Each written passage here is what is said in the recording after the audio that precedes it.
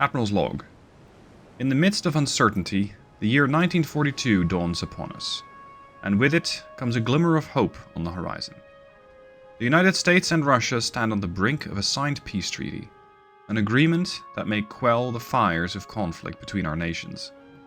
As I record this log, the prospect of easing the tensions that have raged for so long stirs a sense of cautious optimism within me.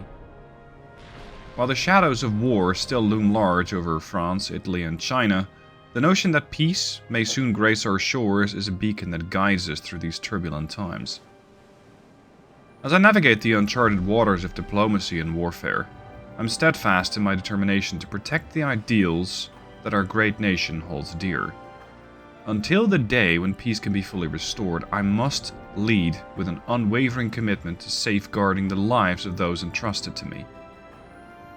While the future remains uncertain, I pledge to pull no punches in my efforts to ensure that the freedoms that we hold dear are preserved, and that our actions echo with the resounding call for justice and stability. Today's video is sponsored by the Block Zone. If you want to do something a little different than watch PC games, or play them yourself of course, you can for example build the Bismarck or the Iowa, such as right here. I've done a couple of projects already. I really enjoy them. It's nice and relaxing for me, sometimes listening with a podcast in the back, sometimes having a video on. One of the projects that I have already made is the Humvee. You can see it over here. And Blockzone even sent me another project to try out, and that is a new car, which is very, very good news because my son loves this stuff. So here's my son and me building the car. This is Quinn. Yes, he's grown up potentially quite a bit since you last saw him. Really love to spend time with him like this, even though he's just putting his wheels on one single strip. He's still learning. Once you picked out a project, be sure to add code STEALTH as a discount code. It's going to give you a 10% discount, which can add up quite a bit. So, get to building. Blockzone link down below. Hey guys, Stealth here and welcome to episode 10. We're going to kick this off by kicking off some French. USS Helena going against the heavy cruiser Jeanne d'Arc. 8 8-inch guns and 60 2.1-inch guns in quad setups, and then some spare torpedo launchers. This is going to be an interesting warship. We have the Helena, which only has 6 9-inchers, but the Helena has one massive advantage. She has me in command. So with that, I do fully expect to be able to take this ship down in a hurry. They do start out 28 kilometers out, so let me cut out a little bit as we close the distance. Okay, the battle has begun. Helena and the enemy heavy cruiser have opened fire. As I was inspecting the enemy cruiser, I saw that they launched, or rather I heard that they launched that quintuple set of torpedoes that they got over there. Beyond that set of weaponry, they got of course the 8-inchers, and they got a bunch of these 2-inchers, 2.1s. Best not to get too close, although the firing range of those probably isn't very intimidating. 7.8, so I'm not too scared of that. Situation on the ocean is actually pretty good. It's daytime, there are smooth waves, not too many debuffs to accuracy. I'm still looking to find the range against the enemy ship, because right now my accuracy is just 1%. I haven't really done that well. Helena is still sporting the slightly older Mark IV 9-inch guns, and with that is, oh hello, is not as effective. Nevertheless, the closer we get, the more accurate she's going to get. The enemy's biggest debuff, there isn't really any. Target fast speed, 57%. Yeah, okay, that would probably do it. This thing's just sailing around at, what was it, 35 knots or something stupid like that? I'm 3 knots slower, it's not that bad. This cruiser can hurt me? Yes? No. Can hurt the superstructure, cannot hurt the belt, cannot hurt the deck. Ah, there goes the first secondary gun. Range is now 8 kilometers, and I'm perfectly happy staying at or around 8. Because at around 8 I might be in range of all of those small guns, but they're not that likely to actually be able to inflict any kind of damage. Even the superstructure should be well enough protected, And that is if that thing hits me at all. Because at this range, I bet their accuracy is not that good. As opposed to my 3-inchers, which are getting some damage in, especially against the main tower. And they're starting some fires. Helena does have torpedo launchers. Yeah, I might as well use those. Why not? Let's pop the torpedoes. Torps away. That's both sets. Excellent. Helena does do a bit of weird things when it comes to maneuvering. Ow. There she is, the Jeanne d'Arc. At this point, she can probably hurt me pretty badly. Turn. Port side. Torpedo detonation. Torpedo launchers, single launchers that is, have been destroyed. Now I'm turning, and I'm thinking she might... She might have already out-turned the torpedo thread here. But I'm not 100%. Why are you flooding this badly? Damage taken. Yeah, see? The 2-inchers are generally not doing any kind of damage. It's the 8-inchers that are going to do me in. So let's try and angle the ship a bit more. Chance to pen me now is not that great for them. And I can still fire all of my guns. I'm not sure why we're firing HE. How are the torps looking? Wait, Helena detected torpedoes. Oh, it's that one. Not that big of a threat. How are you doing on torpedo detection then?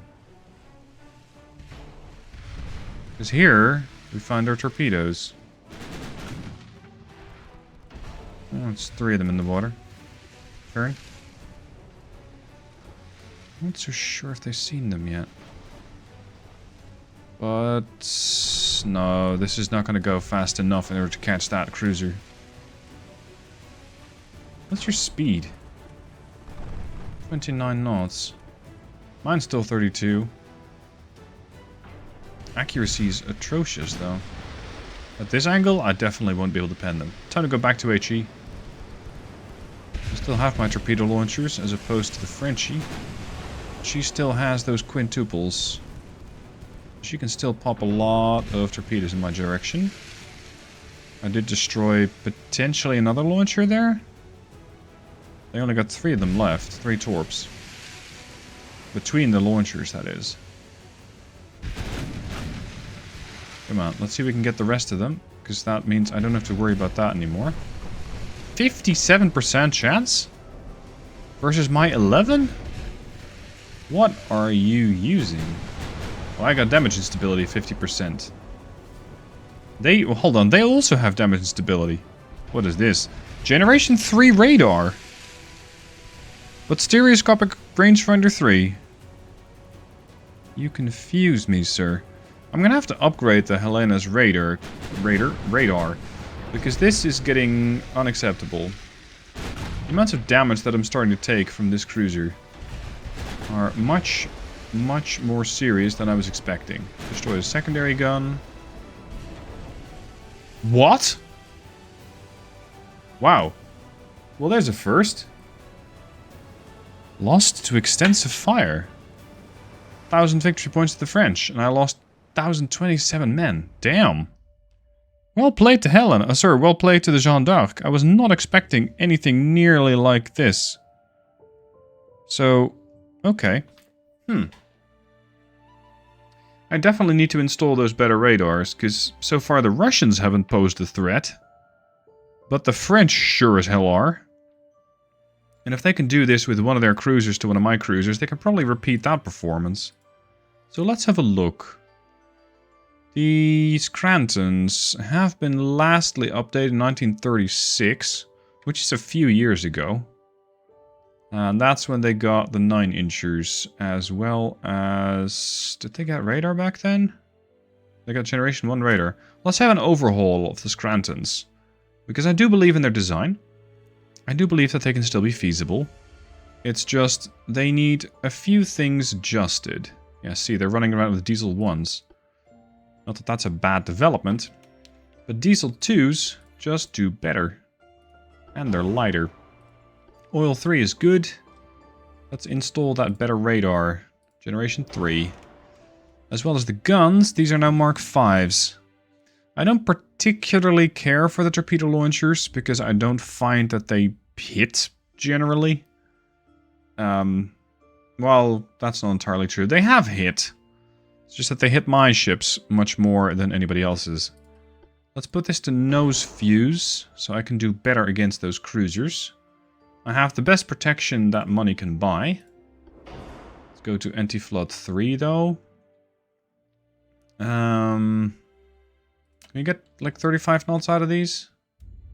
Almost. I'm surprised by... Oh, it's the draft. Yeah, draft is keeping down the amount of distance they can cover on the ground. Can you push him to 35? Maybe. But I would have to sacrifice something somewhere else in order to save the weight. Autoloader 2, check. Electrohydro... It's fine. Coincidence rangefinder. A range we're fighting at might be more akin to a stereoscopic rangefinder. I'm really surprised that that Frenchie did so much damage to this warship type. I think she just set a ton of fires. Much more so than I was keeping a track of. Because like I said, it generally doesn't happen. Okay, so we're going to have to do quite a bit of work to overhaul the entire cruiser fleet. More so because they tend to be busy. I like to keep my cruisers occupied with patrolling tasks, with making sure capital ships stay safe from anything smaller. They don't visit their ports very often, so actually being able to refit these ships, installing these new turrets, these new engines, and these new rangefinders might take a while. Yeah, there are no ships eligible for refit. Where are the Scrantons at? I got Morrises from 1931? They're all patrolling the Baltics. Good lord.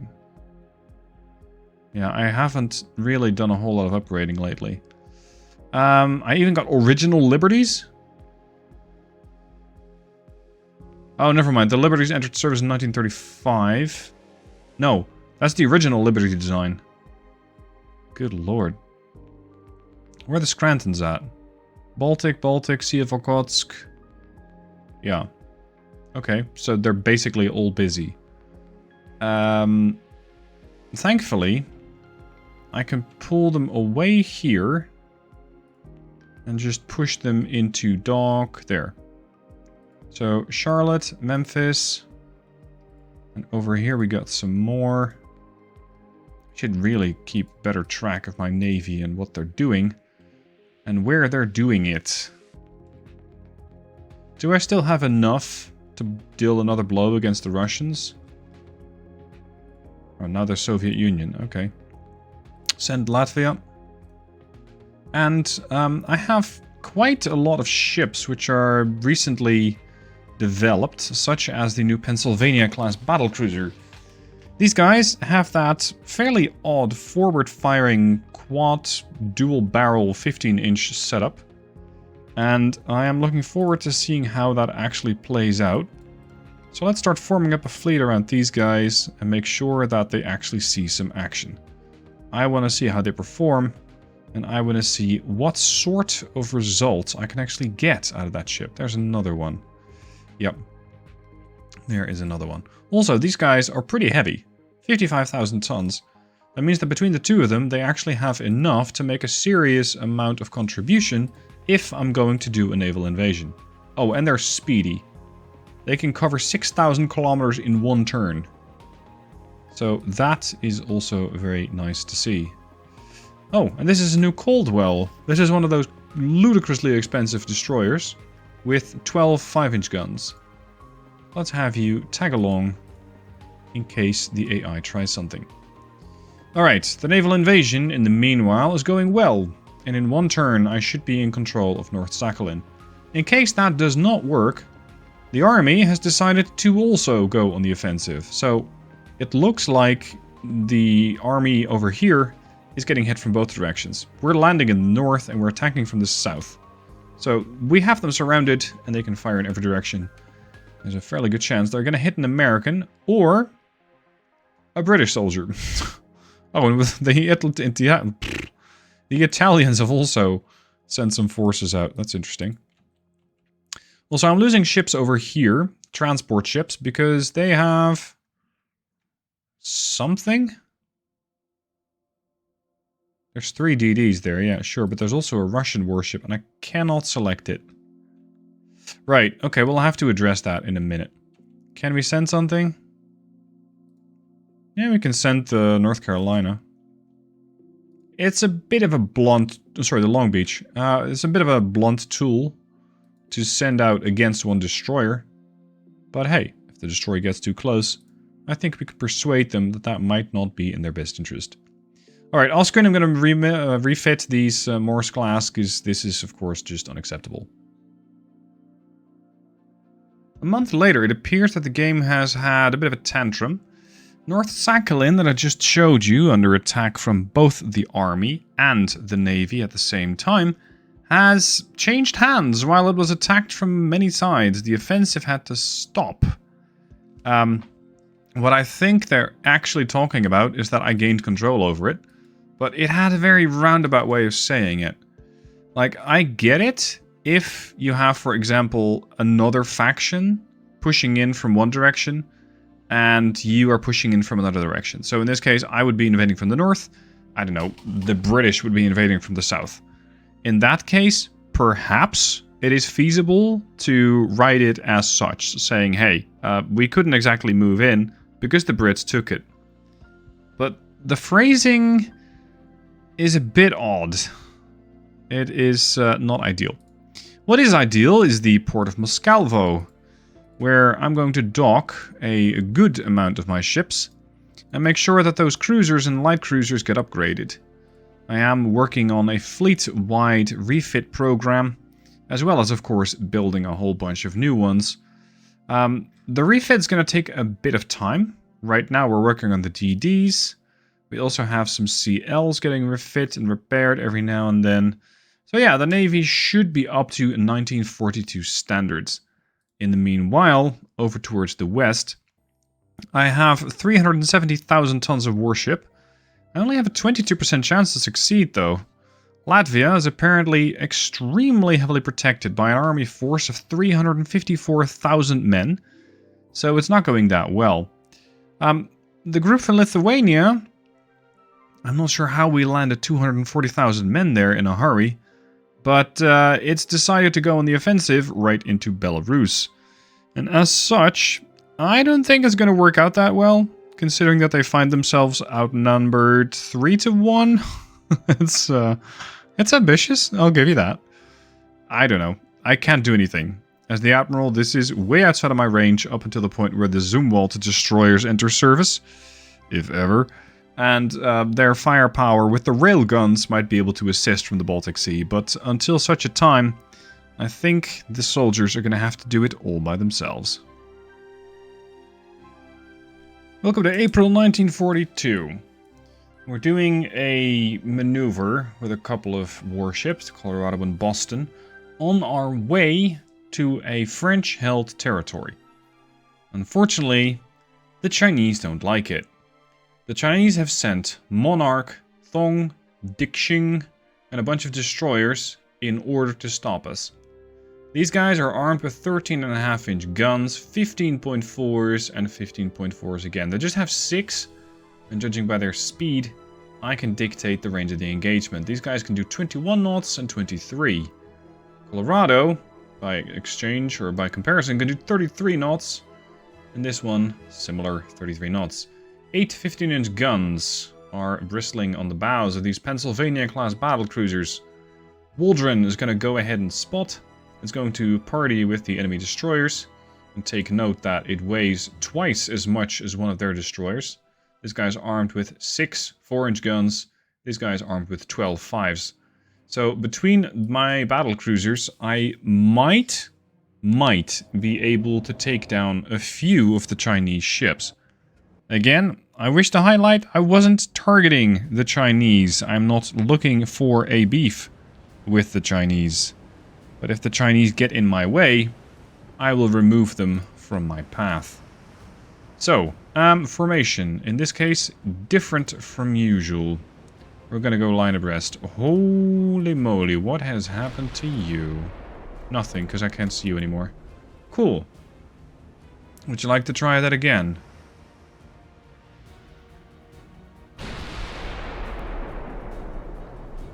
You're low fuel? How are you low fuel? You just came out of your port.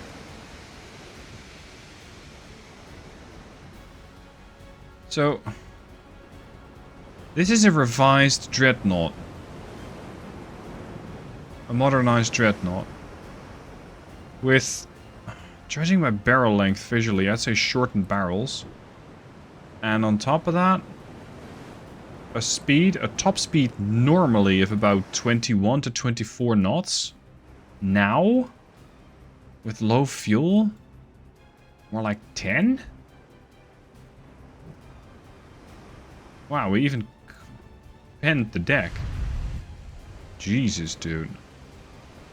Why are you here?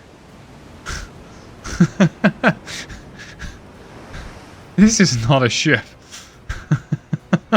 This is a disaster. Why are you here? Why did they send you out? I don't even want to shoot this thing. I mean, I will, but... Why? Did you insult the Emperor or something? Like, what possible reason do they have to send a ship that is this badly damaged out? Oh, you're returning fire, are you? So I was mistaken in my expectation of limited range. No, the 15.6 has... No, sorry, it's the 8.3. Here. 28.5 clicks. Alright, we're gonna slow. These are basically Chinese ships. Oh, sorry, French ships in their design. There's a lot of forward-facing firepower. And they're pretty capable. Because it means I only have to expose the bow of the ship, which is very heavily armored. And capable of taking especially hits from 13 inchers. I'm not kind of worried about those. The 15s, possibly less so. But the one of the 15-inch ships looks to be going down pretty quick. I just need to hit this guy, what, once or twice? Flooding. Or maybe a fire hit could take it. Boink. Dead. Okay, that's what you get for sending out a half-destroyed warship. This one's next, please. We're going to angle towards the target a bit more. Go bow in. Waldron. I hadn't seen these ships yet in action. With their 5-inchers, as well as... Well, I guess they're the perfect counterpart to these battle cruisers. In the sense that they can fire out 8 5-inch turrets. And with all that firepower, they might be able to inflict some serious damage against the enemy. They have an AP range of 17 kilometers. I just don't build these things for AP. Their HE range is only 13.8, which is substantially less, but should still be sufficient to harass some of these ships. And beyond that, of course, she is radar picketing with the radar generation 3. With a couple hits, no, we can't identify them yet, or we haven't identified them yet. 0.5% chance with AP. That's, no, don't bother. If you're not likely to hit him, don't worry about it. Are these things so close together that I'm hitting the other guy? I can't even see the other guy. But they're right behind you. There it is. Destroyed casemate. I'm sorry, destroyed casemate? Oh, you have casemates. Right. 15 kilometers. That does put you inside of my torpedo range. The issue, of course, is enemy destroyers are screening. Now, let's see if we can get some shells off. Or some torps off, rather. Torps off. Smoke yourself up. Flooding! on one of the Chinese battleships. Keep in mind, these guys might be battleships, I might have battle cruisers, but I find the lines get increasingly blurry the later on in the game you get. Because you might have a battleship and it performs worse than a battlecruiser. You might have a light cruiser with bigger guns than a heavy cruiser. And that's, of course, by the game's definitions. I know that some other definitions simply don't line up with that. Now let's put the 6-inchers onto some of these smaller boats that are approaching me. So far I haven't taken any damage and I'm not eager to start now.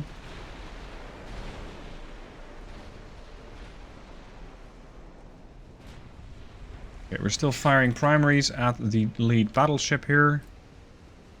You got some flooding on you. You also got low fuel and you got no health? How are these guys out here? Another one. They are definitely responding to the torpedoes. Something sunk. There we go. Ooh, something sunk again. Yes, we're actually going to land a hit. There you go. 2010 in damage. Damage the main gun. Full pen. Get your secondaries on this. Waldron. Come around again. I'm going to see the secondaries go off. That's the... what's that? The 8s? The 8s have a range of 27, but the 8 is on the stern. So is it going to be the 6s that have to pull the weight around here? They're not properly angled. They can't actually do much. Oh, Boston. Boston's pitching in a little bit. Yeah. Few of Boston's starboard 6-inchers are shooting at one of those badly damaged destroyers. We're firing armor piercing. I think HE might also do it. Oh, we got Monarch identified. Tell me. 3 inches of superstructure armor. At a range of what? 16.5. I can pen that with HE. Focus fire on the Monarch, fire HE. I want to see what this does. 35% chance to hit. We reload in about 50 seconds. Slightly less. That on the secondaries. Can we actually inflict a whole lot of damage very quickly? Not strictly very quickly, but we did destroy the secondary tower. And this one is dangerous. This one has less than a % chance to hit. This guy is still shooting, does not have damage and stability, and can potentially cause me some harm. That one I should be careful about. Now we're getting partials. The amount of fires that this thing is taking, getting significant. To the point where that might kill the ship. Another 2 fires. Our ability to control is going down slowly. Monarch is doing 7 knots on the poor thing. Destroyed secondary tower again. Flooding on this one, it's gone.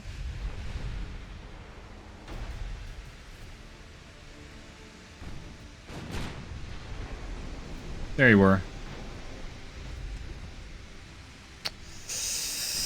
Do we continue? Or do we not? Turn. You focus your fire on this. That's probably something you can get away with. I don't care about the DD at all. DD is just a bit of a pest. Ah, the Monarch is gone. Okay, fine. Switch to armor-piercing shells and focus fire on the Dingjin. HE will be provided by the Waldron. Whoa! 1800 damage? Those 6-inchers are ridiculously deadly. There goes the destroyer. That must have been 6-inch. Yeah. Chance to pen. Not great. But bow hits are possible. Bow pens. Waldron has done 2200 damage, but that's probably likely... Yeah, that's largely the torpedo. This guy's starting to flood. Maximum bulkheads, but cramped quarters. So with 24% crew lost, they've already lost a substantial portion of their damage control ability. And they're probably going to feel the effects of that real quick. Their chance to pen me is almost none. They can deal some damage against the superstructure of Boston, but that'll be about it. Secondaries going off against the last of the small ships. No, there's another one. I have close to really far closer than I ideally should be. But, well, we're here. And I don't find that these guys are that much of a threat. Wait, is that 8-inch considered a primary or something? Oh, it's amidships. There. Okay, the torpedo boat's down. I think this guy is gonna go down to extensive fire. Give him the good news. HE on everything. Waldron. Still peskying. Yeah, still annoying the ship. You have taken one whole hit. And it was not substantial. Yeah, you don't have a... What? Oh, sorry. You don't really have a leg to stand on here. You've lost about 40% of your crew. 41 now. Your control is awful. Your ability to fix your ship up is gone. 43. I'm not sure if the Chinese would consider surrender dishonorable, but I think that's where they're headed. 43% loss. 44.7. 44.8. And this was a $244 million warship. As opposed to... as opposed to my $500 million Viale cruiser. So... okay. 8,000 victory points versus 1. China, good try. But if the United States Navy wants to go somewhere, we'll go somewhere. And as long as you start putting ships in the way, we'll remove them for you. So, recommendation, keep your ships away from mine, and we can probably all get along. As a finale to this episode, we're going to have a little visit to the French Antilles. Why? Because there's nobody else there. 1,198 men are defending these few islands. Yet, somehow, this is an extremely productive population. Because with 84,000 men, they are, well, people, not just men, they're able to produce 1.6 billion? I don't know how they do that. They don't even have oil. Nevertheless, they do urgently need some liberation. And it turns out they don't need... Well, they do need a ton of ships. 204,000 tons. I do have some ships nearby. It's not quite enough. Like, we're just passing the 100k mark here. But I have some friends moving to assist. Constellation, Franklin, and Pennsylvania. That's another 140,000 tons. I think we're not quite there yet. So we'll have to send some more. Odyssey, with her 16-inch, I believe that's one of the Galaxy class ships. And yes, I did rename that. Yeah, it's going to be finishing next month.